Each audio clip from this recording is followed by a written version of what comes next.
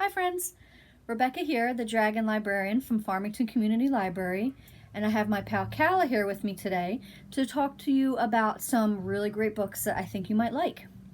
So the theme actually for today's picks is books about books. Isn't that so awesome? What could be better than books about books? That's even fun to say, don't you think?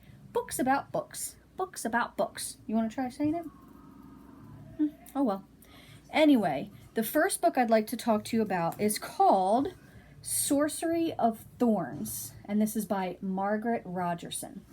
This is a standalone story, and it's about a young woman named Elizabeth who has grown up in what's called one of the great libraries. Now, libraries and books in this world are a little bit different than they are in our world. For example, in this world, books are actually dangerous, and the librarians there, which are called wardens, are set to protect the books from other people and to protect the books from them getting out and actually causing destruction. So Elizabeth is aiming to be a warden when she grows up. Unfortunately, one of the most dangerous books in the library escapes in the beginning of the story, and she actually has to team up with this sorcerer who's very snarky named Nathaniel, who they have to work together and come to terms with their differences to try to rein this book in from causing all kinds of destruction.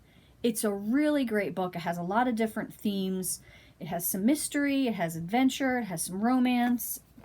And again, this book is called Sorcery of Thorns. Also, isn't that cover amazingly gorgeous? Okay.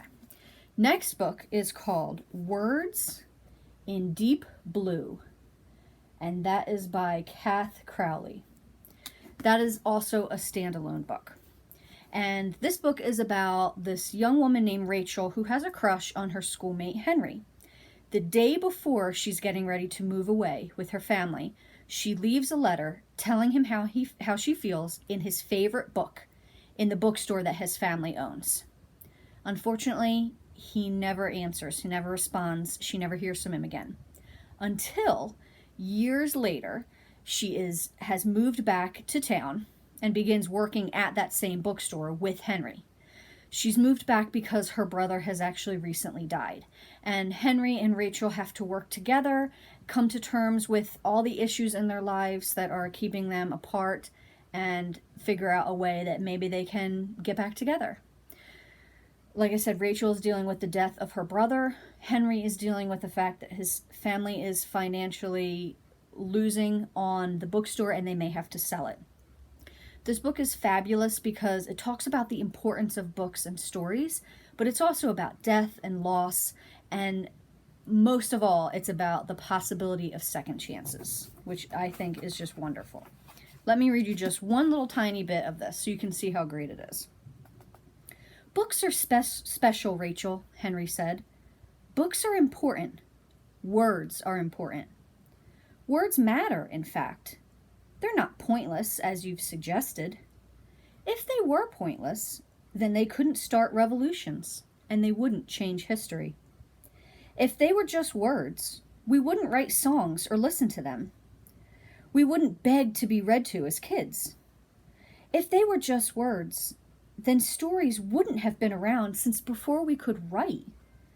We wouldn't have learned to write. If they were just words, people wouldn't fall in love because of them, feel bad because of them, ache because of them, and stop aching because of them. It's amazing. It's a really good book. Again, this one is called Words in Deep Blue. Well, that's all I have today for you guys. I hope you enjoyed listening to them, and if they do seem like books that you might want to check out, we have them available at the Farmington Community Library, so please feel free to put them on hold, and you can get them at our curbside checkout service. Thanks a lot, guys, and have a great rest of the week.